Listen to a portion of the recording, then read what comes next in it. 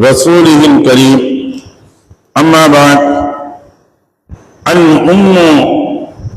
أم عطية رضي الله تعالى عنها عن النبي صلى الله عليه وسلم قالت كنا ننهى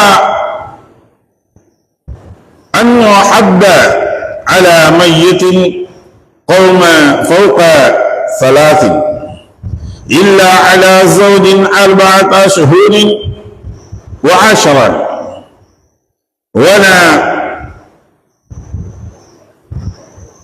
نكتحل إلى آخره أو قال النبي صلى الله عليه وسلم صدق رسول النبي الكريم. அருமைக்குரிய சகோதரர்களே, பெரியவர்களே, இங்கு நாம் பார்க்கக்கூடிய பாடம் மாதவிடா வந்த பெண்கள் எவ்வாறு குளிக்க வேண்டும் என்பதை பற்றி தான் பார்க்க இருக்கின்றோம்.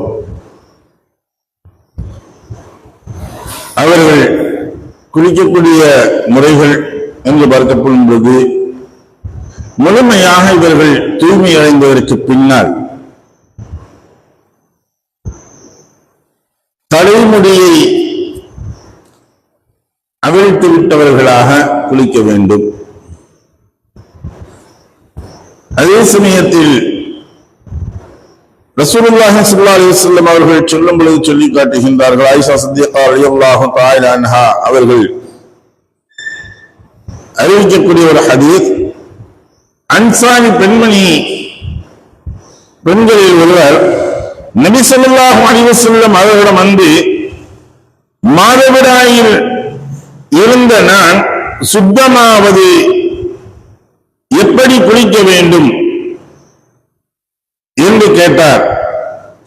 கஸ்தூரி கலந்த பஞ்சை எடுத்து நீ சுத்தம் செய் என்பதாக ரசூலுல்லாஹி சொன்னாங்க. மீண்டும் அதே கேள்வியை கேட்டார்கள். இதுபோன்று 3 முறைகள் அவர்கள் கேட்டார்கள். நபி ஸல்லல்லாஹு அலைஹி வஸல்லம் அவர்கள் 3 முறையும் அவ்வாறே கூறினார்கள். கஸ்தூரி வந்த பஞ்சை நீ வைத்து சுத்தம் செய்து கொள் என்பதாக சொன்னாங்க. பின்னர் அவர்கள் சொல்வதற்கு ரசூலுல்லாஹி ஸல்லல்லாஹு அலைஹி வஸல்லம் அவர்கள் கூறுவதற்கு வெட்கப்பட்டு தம்முடைய முகத்தை திருப்பிக் கொண்டார்கள். அல்லது அதை கொண்டு நீ சுத்தம் செய் என கூறினார்கள். அப்பொழுது அந்த பெண்மையை பிடித்து என் பக்கம் இழுத்து நபி ஸல்லல்லாஹு அலைஹி வஸல்லம் அவர்கள் என்ன குறிப்பிடுகின்றார்கள் என்பதை அவருக்கு விளக்கினேன் என்று ஆயிஷா சித்திகா ரலியல்லாஹு தஆலா அன்ஹா அவங்க சொல்லி காட்டுறாங்க. அப்ப இவர்கள் அந்த இடங்களை இரத்த கரைகள் இருக்கும் பொழுது, மாதவிடாயுடைய கரைகள் இருக்கும் பொழுது அதை சுத்தமாக அவர்கள் அகற்றியதற்கு பின்னால் இந்த கஸ்தூரி போன்ற நம்ம தமிழ்நாட்டில் இருக்கக்கூடியது கஸ்தூரி மஞ்சள் என்பதாக சொல்வார்கள். கஸ்தூரி மஞ்சள் கூழாங்கிழங்கு என்பதாக ஒரு சில இந்த வாசன திரவியங்களை வைத்திருப்பார்கள். இதெல்லாமே ஆன்டி வைரஸாக இருக்கக்கூடிய ஒரு பொருள்கள் தான். அப்ப அந்த இடங்களை நீங்கள் சுத்தம் செய்யக்கூடிய சமயங்களில் அதை இந்த நறுமணங்களை மேனிகளில் தேய்த்துக் கொண்டு சுத்தம் செய்ய வேண்டும் என்பதாக குறிப்பிடக்கூடிய ஒன்றாக இருக்குது. அது எப்பயுமே நம்ம செய்யலாமா அப்படின்னா, எந்த சமயங்களில் நாம இவர்களுக்கு இது போன்ற சூழ்நிலைகள் ஏற்பட்டால் எல்லா சமயங்களும் இது போன்று இவர்கள் தூய்மைப்படுத்திக் கொள்ள வேண்டும். அதே சமயத்தில் உடைகளில் பட்டுவிட்டது என்றால் அதை அந்த வடுக்களை சுரண்டி எரிந்து விட்டு கழுவி விட்டு அவர்கள் சுத்தமாக ஆக்கி கொண்டதற்கு பின்னால் அந்த ஆடைகளை அவர்கள் உடுத்தி தொழுது கொள்ளலாம். ஏன்னா உம்மு அத்தியா ரலியல்லாஹு தஆலா அன்ஹா அவர்கள் கூறியதாவது, இறந்து போனவர்களுக்காக 3 நாட்களுக்கு மேல் துக்கத்தை வெளிப்படுத்த நாங்கள் தடுக்கப்பட்டுள்ளோம். ஆனால் கணவனை இழந்த பின் அவனது மனைவி 4 மாதம் 10 நாட்கள் துக்கத்தை வெளிப்படுத்த வேண்டும். அதாவது இந்த நாட்களில் நாங்கள் சுருமா இடவோ நறுமண பொருட்களை பூசவோ சாயம் இடப்பட்ட ஆடைகளை அணியவோ கூடாது.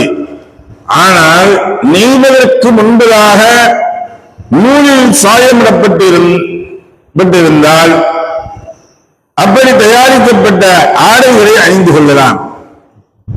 எங்களில் ஒருத்தி மாதவிடாயில் இருந்து நீங்க குளிக்கும் போது மணப்பொருளை பயன்படுத்துவது அனுமதிக்கப்பட்டுள்ளது. மேலும் ஜனாதாவை தொடர்ந்து செல்வதை விட்டும் நாங்கள் தடுக்கப்பட்டுள்ளோம் என்பதாக சொல்றாங்க.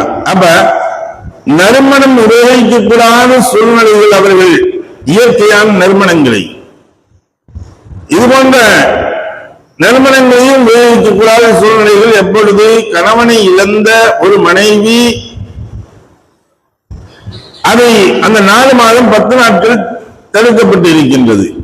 அந்த சமயத்தில் இவர்களுக்கு இந்த மாதவிடாயுடைய சூழ்நிலைகள் ஏற்பட்டால் அப்பொழுதும் கூட அவர்கள் சுத்தம் செய்வதற்காக அவர்களை நறுமணத்தை இந்த கஸ்தூரி மஞ்சளை வைத்து இவர்கள் சுத்தம் செய்து கொள்ளலாம், அதை வைத்து அவர்கள் குளித்துக் கொள்ளலாம் என்பதைத்தான் இந்த ஹதீஸில் நமக்கு உணர்த்தி காட்டுகின்றது. ஆக இவர்கள் குளிக்கக்கூடிய சமயங்களில் முழுமையாக அனைத்து பாகங்களும் நடையும் பிரகாரம் குளிக்க வேண்டும். அதில் குறிப்பாக எந்த இடங்களில் இருந்து இவர்களுக்கு இந்த மாதவிடாய் ஏற்பட்டதோ அங்கு சுத்தம் செய்யக்கூடிய சமயங்களில் நறுமணத்தை வைத்து தேய்த்து சுத்தம் செய்து கொள்ள வேண்டும் என்பதைத்தான் இந்த ஹதீஸுகள் நமக்கு உணர்த்தி காட்டுகின்றது. அவர்களுடைய கூந்தல் முடிகளை அவிழ்த்து விட்டவர்களாக அவிழ்த்துவிட்டு அவர்கள் குளிக்க வேண்டும் என்பதையும் நமக்கு இதனுடைய தொடர்ச்சியாக இருக்கக்கூடிய ஹதீஸுகள் நமக்கு சுட்டி காட்டுகின்றது. அதே சமயத்தில் குளிக்கக்கூடிய சமயங்கள் இவங்க தலையை சீவிக்கொள்வது, அந்த தேய்த்து சீவக்கூடியது, சிப்புகள் இல்லாமல் எடுத்துக்கொண்டு சீவிக்கொள்வது, இதெல்லாம் மார்க்கத்தில் ஆகமான ஒன்றாக இருக்கின்றது. இவர்கள் இந்த பரலான குளிப்புகளை குளிக்கக்கூடிய சமயங்களில் இப்படியெல்லாம் சுத்தம் செய்து குளிக்க வேண்டும் என்பதைத்தான் நமக்கு உணர்த்தி காட்டுகின்றது. எதை படித்தமோ எதை கேட்டமோ அதை விளங்கி நடக்கக்கூடிய நன்மக்களாக வல்லவர்களாக மாய்க்கால் உருவானாக. வாஹர்தாவானா அல்ஹம்துலில்லாஹி ரப்பில் ஆலமீன்.